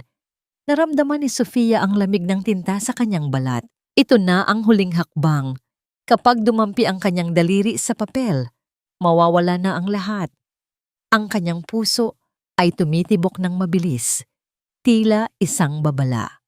Ngunit sa mismong sandali, na ididikit na ni Miguel ang daliri ni Sofia sa dokumento, narinig ang isang malakas na tunog ng pagpreno ng sasakyan sa labas ng mansyon. Kasunod nito ay ang tunog ng mabilis na pagbukas ng pinto sa ibaba at ang boses ng isang lalaking puno ng awtoridad. Hinto, ang pirmahang iyan ay walang bisa sa ilalim ng batas. Napatigil ang lahat. Ang pintuan ng library ay bumukas ng marahas at doon tumambad ang isang lalaking nakasuit. May hawak na isang gintong folder. Kasama niya ang isang grupo ng mga tauhan mula sa National Bureau of Investigation. Sino ka? Anong karapatan mong pumasok dito? Sigaw ni Miguel, habang mahigpit pa ring hawak ang kamay ni Sofia. Ako si Attorney Julian Valdez Jr., ang anak ng dating abogado ng ama ni Sofia, at narito ako para ipatupad ang final will and testament ni Don Roberto na nagsasabing ang lahat ng shares ni Sofia ay hindi maaaring ilipat sa loob ng 10 taon nang walang pahintulot mula sa itinalagang trustee. Tumingin ang lalaki ng diretso sa mga mata ni Sofia. Sa sandaling iyon, naramdaman ni Sofia ang isang spark ng pag-asa. Ngunit ang mas ikinagulat ng lahat ay ang kasunod na sinabi ng abogado. At bukod doon, narito kami para ihain ang warrant of arrest para kay Miguel at Clarissa para sa kasong falsification of public documents at embezzlement. Biglang namutla si Clarissa at nagtangkang tumakas patungo sa bintana. Ngunit mabilis siyang naharang ng mga awtoridad. Si Miguel naman ay natuliro. Binitawan ang kamay ni Sofia at sinubukang itago ang mga dokumento sa ilalim ng mesa. Sa gitna ng kaguluhan, dahan-dahang tumayo si Sofia. Pinunasan niya ang pulbos sa kanyang mukha. At ang kanyang mga mata, na dati ay tila walang buhay, ay biglang nagningning sa talas ng katarungan. Tumingin siya kay Miguel, na ngayon ay nakapuso na sa sahig habang pinaposas. Tapos na ang pagpapanggap, Miguel. Malamig na wika ni Sofia. Ang kanyang boses ay malinaw at puno ng kapangyarihan. Ang akala niyo ba ay hindi ko alam ang tungkol kay Elena at sa anak niyo? Napatigil si Miguel. Ang kanyang mukha ay binalot ng matinding takot. Paano nalaman ni Sofia ang lihim na tanging sila lamang ni Clarissa ang nakakaalam? Ngunit bago pa makasagot si Miguel, biglang hinawakan ni Sofia ang kanyang tiyan. Isang matinding kirot na mas matindi kaysa sa lahat ng naramdaman niya, ang gumuhit sa kanyang katawan. Ang kanyang paningin ay muling lumabo at ang huling nakita niya ay ang paglapit ni Attorney Julian sa kanya. Sophobe, ang bata! Hindi mo ako matatalo, Sofia. Papatayin kita. Sa akin na ng lahat ng ito. Sa akin. Ang matinis na tili ni Clarissa ay umalingaw-ngaw sa buong library habang pilit siyang nagpupumiglas sa pagkakahawak ng mga tauhan ng NMBE. Ang kanyang mukha na dati ay puno ng kolorete at kayabangan ay balot na ngayon ng malapot na pawis at pait. Ang bawat kalabog ng kanyang mga takong sa sahig habang kinakaladkad siya palabas ay tila isang desperadong ritmo ng isang taong huling naghihingalo sa kapangyarihan. Ngunit si Sofia ay wala ng pandinig para sa mga bulyaw ng kanyang dating kaibigan. Ang kanyang buong mundo ay nakatuon na sa matinding kirot na bumabalot sa kanyang puson, isang sakit na tila unti-unting hinahati ang kanyang katawan sa dalawa. Nararamdaman niya ang init ng mga kamay ni Attorney Julian sa kanyang balikat, isang hawak na puno ng respeto at pag-aalala. Huminga ka ng malalim, Sofia. Nandito na ang ambulansya. Hindi kita pababayaan, bulong ni Julian. Ang boses nito ay kalmado, isang kaibahan sa kaguluhang nangyayari sa loob ng mansion. Tumingin si Sofia sa paligid sa huling pagkakataon bago siya ilabas. Nakita niya si Miguel, nakayuko at nakapuso sa malamig na sahig. Ang mga kamay ay nakakandado ng bakal. Ang kanyang asawa, ang lalaking minahal niya ng higit sa sarili, ay hindi man lang makatingin sa kanya. Ang lahat ng gintong pangarap na itinayo ni Miguel gamit ang kasinungalingan ay nagmistulang abo sa harap ng katarungan. Ito ang huling paghuhukom sa loob ng tahanang iyon. Ang bawat sulok ng library na naging saksi sa pagnanakaw ay naging saksi na rin sa kanilang pagbagsak. Isinakay si Sofia sa ambulansya. Ang matinis na tunog ng sirena ay nagsimulang bumalot sa hangin, isang mahaba at walang tigil na huni na tila naghahati sa kadiliman ng gabi. Sa loob ng sasakyan, hawak ni Sofia ang kamay ni Nanay Ising na sumama sa kanya. Ang bawat luhang dumadaloy sa pisngi ni Sofia ay hindi na luha ng pighati, kundi luha ng pagpapalaya. Nanay, ang anak ko. Kailangang mabuhay ang anak. Lumaban ka. Huwag mo akong iiwan ngayon. Ngayong malaya na tayo. Ang boses ni Sofia ay halos pabulong na lamang sa gitna ng mabilis na pag-andar ng ambulansya. Ang bawat haplos niya sa kanyang tiyan ay puno ng panginginig. Tila ba sinusubukan niyang ipasa ang lahat ng natitira niyang lakas sa sanggol na nasa panganib. Sa loob ng sasakyan, ang tanging maririnig ay ang ritmo ng kanyang mabilis na paghinga at ang seryosong usapan ng mga paramedic habang sinusuri ang kanyang vital signs. Sa labas, ang matinis na huni ng sirena ay bumabasag sa katahimikan ng gabi na tila isang sigaw ng katarungan na nagmumula sa kailaliman ng lupa. Ngunit para kay Sofia, ang tunog na yon ay paalala ng bawat segundong nawawala sa kanya. Nakatingin siya sa kisame ng ambulansya at sa kanyang balintataw ay naglalakbay ang mga alaala ng nakaraang mga buwan. Ang bawat pait, ang bawat gaslighting ni Doña Aurora, at ang bawat hapdi ng pagtataksil ni na Miguel at Clarissa. Nandito lang ako, iha. Malapit na tayo sa ospital. Kapit ka lang sa Panginoon. Bulong ni Nanay Ising habang mahigpit na hawak ang malamig na kamay ni Sofia. Ang mga mata ng matanda ay basang-basa ng luha. Ngunit ang kanyang muka ay kakikitaan ng isang uri ng katatagan na tanging ang mga taong nakasaksi sa tunay na pagdurusa ang mayroon. Samantala, sa loob ng mansion sa Forbes Park, ang lahat ay balot ng kahihiyan. Ang mga board members na dati ay nakikisalo sa tawa ni Miguel ay mabilis na nag-alisan, tila mga daga na tumatakas sa lumulubog na barko. Si Miguel ay nakaupo sa sahig, ang kanyang mga mata ay blanko, habang pinapanood ang mga tauhan ng NBI na kinukuha ang mga folder at computer mula sa kanyang opisina. Hindi ito maari. Hindi ito pwedeng mangyari sa akin. Bulong ni Miguel sa sarili. Ang kanyang hiya o matinding kahihiyan ay nanunuot sa kanyang mga buto. Ang lahat ng kanyang pinaghirapang itayo sa pamamagitan ng panlilinlang ay gumuho sa isang iglap. Sa kabilang bahagi ng silid, si Clarissa ay patuloy na nagwawala. Ang kanyang buhok ay gulo-gulo at ang kanyang pulang damit ay may bahid na ng alikabok mula sa sahig. Bitawan niyo ako, mga wala kayong alam. Ako ang tunay na nagmamay-ari ng kumpanyang ito. Sigaw ni Clarissa. Ngunit ang kanyang mga boses ay tila naglalaho na lamang sa hangin. Walang sino mang nakikinig. Pagdating sa ospital, ang mga gulong ng stretcher ay mabilis na gumulong sa kahabaan ng puting pasilyo. Ang bawat ilaw na nadadaanan ni Sofia sa kisame ay tila mga bituin na kumukurap, nagpapaalala sa kanya na ang buhay ay isang serye ng liwanag at dilim. Mabilis siyang dinala sa loob ng delivery room. Ito ang kanyang golden moment, isang sandali ng matinding sakripisyo. Habang pinaliligiran siya ng mga doktor at nurse, nakita ni Sofia ang anino ni Attorney Julian sa labas ng pintuan ng salamin. Tumango ang abogado sa kanya. Isang tahimik na pangako na ang lahat ng ebidensya ay ligtas at ang hustisya ay hindi na muling makakatakas.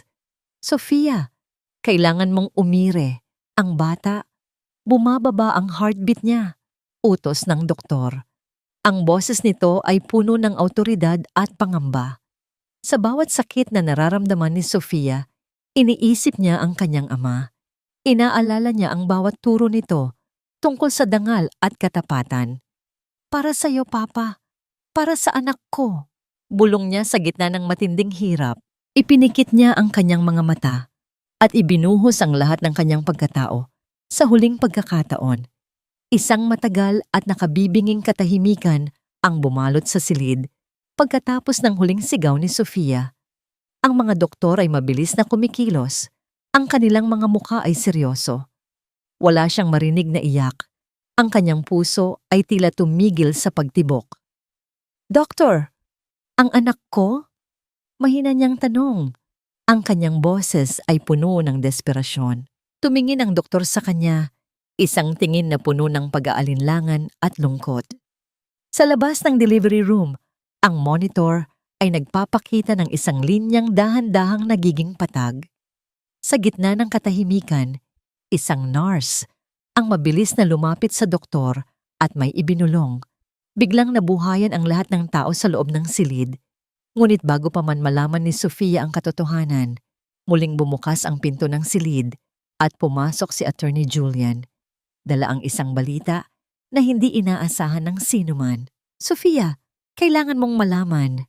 Si Miguel, nakatakas siya sa kustodya ng NBI habang papunta sa presinto. Ang kaba ay muling bumangon sa dibdib ni Sofia. Ang kanyang kaaway ay malaya pa rin. At ngayon, mayroon itong dahilan para mas maging malupit. Ngunit ang mas matinding katanungan ay nananatili sa loob ng tahimik na delivery room. Nabuhay ba ang kanyang anak? Doctor, bakit ang tahimik? Bakit hindi ko naririnig ang iyak ng anak ko? Ang boses ni Sofia ay halos isang pabulong na pagsusumamo, tuyot at basag habang ang kanyang mga mata ay pilit na naghahanap ng kasagutan sa gitna ng malabo at maputing liwanag ng delivery room. Ang bawat segundo ng katahimikan ay tila isang habambuhay na pagpaparusa. Ang lamig ng bakal na higaan ay nanunuot sa kanyang likuran, ngunit wala itong binatbat sa lamig na nararamdaman niya sa kanyang puso. Ito ang maitim na katahimikan. Pagkatapos ng lahat ng paghihirap, pagkatapos ng bawat gabing ginugol niya sa pananalangin at pagtitiis sa kamay ng mga halimaw, ang tanging hinihiling niya ay ang tunog ng buhay. Ngunit ang tanging maririnig sa silid ay ang mahinang tunog ng mga kagamitang medikal na tumatama sa isa't isa at ang mabilis na paghinga ng mga nurse. Naramdaman ni Sofia ang pagpatak ng mainit na luha mula sa gilid ng kanyang mata patungo sa kanyang tenga. Ang kanyang katawan ay pagod na pagod. Ang bawat himaymay ng kanyang kalamnan ay tila sumuko na sa labanan. Huwag naman ngayon. Huwag mong kunin ang tanging dahilan kung bakit ako lumaban. Bulong ng kanyang kaisipan sa gitna ng naghihingalong pag-asa. Biglang, sa gitna ng nakabibinging katahimikan, isang mahina at gumaralgal na tunog ang pumulas sa mga labi ng sanggol. Ito ay sinundan ng isang malakas at malinaw na iyak. Isang himig ng tagumpay na tila bumutas sa kadiliman ng silid. Ang bawat iyak ng bata ay parang isang awit ng kalayaan para kay Sofia. Isang malusog na batang babae, Sofia, wika ng doktor, na ngayon ay may bahid na ng ngiti sa likod ng kanyang maskara. Dahan-dahang inilapit ng nurse ang sanggol sa dibdib ni Sofia. Ang init ng balat ng kanyang anak, ang maliliit na daliri na tila humahanap ng kakapitan, at ang amoy ng bagong silang na buhay ay nagdulot ng isang matinding bugso ng emosyon. Ito ang kanyang golden moment, ang sandali kung saan ang lahat ng sakit, ang lahat ng pait, ng pagtataksil ni na Miguel at Clarissa ay tila naglaho. Sa unang pagkakataon, naramdaman ni Sofia na siya ay buo muli. Victoria, bulong niya sa sanggol. Ang pangalan mo ay Victoria dahil tayo ang nanalo. Ngunit ang kapayapaang yon ay panandalian lamang. Pumasok si Attorney Julian sa silid. Ang kanyang mukha ay seryoso at may bakas ng puyat. Lumapit siya sa gilid ng higaan ni Sofia. Ang kanyang mga mata ay puno ng pag-aalala. Sofia, kailangan nating maging mapagmatsyag. Simula ni Julian, ang boses ay mahina upang hindi magising ang bata. Nakalusot si Miguel sa mga tauhan ng NB-ONS habang inililipat siya sa kulungan. Isang itim na sasakyan ang humarang sa kanila at may mga armadong lalaki na tumulong sa kanyang makatakas. Kasalukuyan ng nagsasagawa ng manhunt operation, pero hanggat hindi siya nahuhuli, nasa panganib ka pa rin. Naramdaman ni Sofia ang muling pagbangon ng takot. Ngunit sa pagkakataong ito, hindi na siya ang dating Sofia na nanginginig sa takot. Hinawakan niya ng mas mahigpit ang kanyang anak. Ang puot na nararamdaman niya para kay Miguel ay naging isang matalim na determinasyon. Hindi na niya tayo muling masasaktan, Julian. Malamig na wika ni Sofia. Ilipat niyo kami sa isang ligtas na lugar. Gamitin mo ang lahat ng resources ng trust fund ni Papa. Kung kailangang bumuo tayo ng sarili nating seguridad, gawin mo. Lumipas ang 2 araw sa loob ng ospital sa ilalim ng mahigpit na pagbabantay. Bawat yabag sa hallway, bawat pagbukas ng pinto ay nagdudulot ng kaba sa puso ni Sofia. Si Clarissa ay nasa ilalim na ng kustodya ng pulisya at kasalukuyang sumasa ilalim sa interogasyon. Ngunit ang pananahimik ni Miguel ang mas nakakakilabot. Ang isang sugatang hayop ay mas mapanganib kapag ito ay nakakubli. Isang hapon, habang nagpapahinga si Sofia, isang nurse ang pumasok na may dalang isang malaking basket ng mga bulaklak. Ang mga bulaklak ay magaganda, ngunit ang lahat ng ito ay kulay itim na rosas, isang simbolo ng kamatayan at paghihiganti. Sino ang nagpadala nito? Tanong ni Julian na mabilis na humarang sa nurse. Wala pong nakalagay na pangalan, sir. Iniwan lang po sa front desk para kay Miss Sofia. Sagot ng nurse na tila nagtataka rin sa kakaibang kulay ng mga rosas. Kinuha ni Julian ang maliit na card na nakasingit sa gitna ng mga bulaklak. Ang nakasulat doon ay maikli lamang ngunit sapat na para magpalamig sa dugo ni Sofia. Hindi pa tayo tapos sa Sofia. Ang batang yan ay sa akin. Kukunin ko ang lahat ng kinuha mo sa akin, kasama ang buhay mo. Napatitig si Sofia sa mga itim na rosas. Ang bawat talulot ay tila sumisigaw ng panganib. Ang kanyang kaaway ay hindi lang basta nagtatago. Ito ay nagmamasid, naghihintay ng tamang pagkakataon para sa isang huling paghataw. Aalis na tayo rito, Julian. Ngayon din? Utos ni Sofia habang dahan-dahang bumabangon mula sa higaan. Tinitiis ang sakit ng kanyang mga tahi. Habang inihahanda nila ang kanilang pag-alis, narinig nila ang tunog ng fire alarm sa buong ospital. Kasunod nito ay ang pagkamatay ng lahat ng ilaw sa palapag kung saan naroon si Sofia. Ang tanging maririnig sa dilim ay ang mabilis na pagtakbo ng mga tao sa labas at ang malakas na pagtibok ng puso ni Sofia. Sa gitna ng kadiliman, naramdaman ni Sofia ang pagbukas ng pinto ng kanyang silid. Isang anino ang dahan-dahang pumasok. Hawak ang isang bagay na kumikinang sa ilalim ng liwanag ng buwan na nanggagaling sa bintana. "Sino ka?" sigaw ni Julian habang inilalabas ang kanyang sariling proteksyon. Ngunit ang anino ay hindi sumagot. Sa halip, ang tunog ng isang mahinang pagpindot sa bakal ang narinig at ang amoy ng pamilyar na pabango ni Miguel ay muling sumakop sa silid. "Akala mo ba ay matatatakasan mo ako ng ganoon kadali, Sofia? Ang lahat ng sa akin ay sa akin at walang sinumang makakakuha nito, lalo na ang isang mahinang babaeng katulad mo." Ang boses na yon ay galing sa kailaliman ng dilim. Isang pamilyar na tinig na dati ay nagpapatibok ng puso ni Sofia sa kagalakan, ngunit ngayon ay nagdadala ng matinding kilabot na tila yelo sa kanyang mga ugat. Si Miguel. Kahit sa gitna ng kadiliman, damang-dama ni Sofia ang puot na umaalingaw-ngaw mula sa asawang naging kanyang pinakamatinding kaaway. Ang amoy ng mamahaling pabango nito na humahalo sa amoy ng usok at antiseptiko ng ospital ay nagdulot ng matinding pagkasuklam sa kanyang sikmura. Sa loob ng silid, ang tanging nagbibigay ng kaunting liwanag ay ang pulang ilaw mula sa fire alarm na patuloy sa pagkurap na lumilikha ng nakakatakot na anino sa bawat sulok. Mahigpit na niyakap ni Sofia ang kanyang anak, si Victoria. Naramdaman niya ang maliit na katawan ng sanggol na humihinga ng payapa, walang kamalay-malay, sa panganib na nakatayo sa tapat ng kanilang higaan. Ito ang matinding irony ng pagkakataon. Ang sandali ng pinakamataas na kaligayahan bilang ina ay hinaharap ang pinakamababang uri ng kasamaan ng isang ama. Naramdaman ni Sofia ang pag-atras ng kanyang hininga. Ang bawat tibok ng kanyang puso ay tila isang tambol na nagbababala ng kamatayan. "Huwag ang anak ko, Miguel. Isuko mo na ang lahat. Wala ka nang matatakasan." Mahina ngunit matatag na wika ni Sofia. Ang kanyang boses ay hindi na nanginginig tulad ng dati.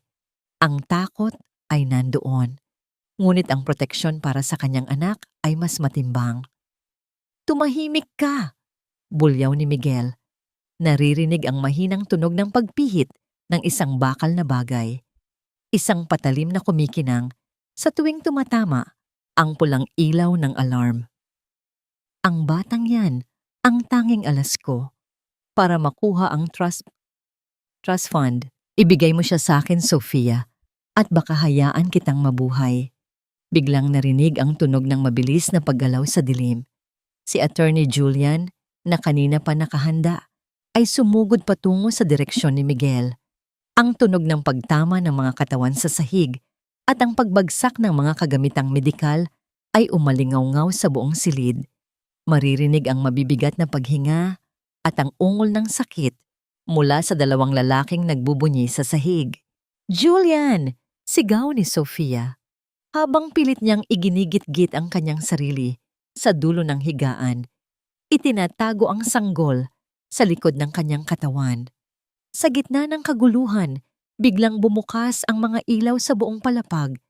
Ang pagbabalik ng kuryente ay tila isang banal na interbensyon na naglantad sa lahat. Nakikita ni Sofia si Julian na mahigpit na hawak ang braso ni Miguel. Habang ang huli ay nagpupumiglas, ang muka ay balot ng galit at desperasyon. Ang patalim na hawak ni Miguel ay tumalsik sa ilalim ng cabinet. Lumikha ng isang matunog na tunog ng bakal sa sahig. Sa labas ng silid, naririnig na ang mabilis na yabag ng mga pulis. Ang pinto ay bumukas ng marahas at pumasok ang mga tauhan ng NBI na may hawak na mga proteksyon. Sa pagkakataong ito, wala nang takas si Miguel. "Hinto! Huwag kang gagalaw, Miguel!" Utos ng opisyal. Dahan-dahang binitawan ni Julian si Miguel, habang ang mga pulis ay mabilis na dumagan sa huli para pusasan ito. Nakita ni Sofia ang pagbagsak ni Miguel sa sahig. Ang lalaking dati ay tinitingala sa mundo ng negosyo, ngayon ay nakadapa. Ang mukha ay nakasubsob sa maduming tile ng ospital. Wala na ang kanyang dangal, wala na ang kanyang kapangyarihan. Ang kanyang hiya ay hindi na lamang lihim. Ito ay naging isang pampublikong tontonan. Tumayo si Sofia ng dahan-dahan mula sa kanyang higaan kahit masakit ang kanyang mga tahi. Nilapitan niya si Miguel sa huling pagkakataon. Tumingala si Miguel sa kanya. Ang mga mata ay puno ng puot, ngunit may bahid na rin ng pagsuko. Nakamit mo na ang gusto mo, Sofia. Sinira mo ang buhay ko. Bulong ni Miguel. Ang boses ay puno ng pait. Tumingin si Sofia sa kanya ng may malamig na mata. Hindi ko sinira ang buhay mo, Miguel. Ikaw ang gumawa niyan sa sarili mo. Noong pinili mong ipagpalit ang iyong pamilya sa kasakiman. Ang kumpanya, ang mansyon, ang bawat sentimong ninakaw mo, lahat iyon ay babalik sa dapat nitong kalagyan. At ang anak natin, hinding-hindi niya malalaman na mayroon siyang amang katulad mo. Habang kinakaladkad si Miguel palabas ng silid, narinig ni Sofia ang boses ni Doña Aurora mula sa hallway na kasalukuyan ding inaaresto bilang kasabwat sa pagtakas ng kanyang anak. Ang matanda ay patuloy sa pag-iyak at paghingi ng tawad. Ngunit ang bawat salita niya ay tila hangin na lamang na naglalaho. Ito ang golden moment ni Sofia, ang sandali ng tunay na katarungan. Tiningnan niya si Julian na ngayon ay nagpupunas ng dugo sa kanyang labi ngunit nakangiti sa kanya ng may paghanga. Tapos na, Sofia. Ligtas na kayo. Wika ni Julian. Yumakap si Sofia sa kanyang anak na si Victoria. Naramdaman niya ang init ng katawan ng sanggol, ang simbolo ng kanyang muling pagsilang. Ang mansion sa Forbes Park ay muli nilang bubuksan, hindi bilang isang bilangguan, kundi bilang isang tahanan na puno ng katapatan. Ngunit sa kabila ng tagumpay, isang katanungan ang naiwan sa isipan ni Sofia habang pinapanood ang paglayo ng mga pulis. Maaari nga bang tunay na makalimot ang isang pusong nasugatan ng husto? O ang bawat sugat na ito ay magsisilbing paalala na ang tunay na lakas ay matatagpuan lamang sa gitna ng matinding pagdurusa? Huminga siya ng malalim habang ang sikat ng umaga ay dahan-dahang sumisilip sa bintana ng ospital, nagbabadya ng isang bagong bukas na malaya sa anino ng nakaraan.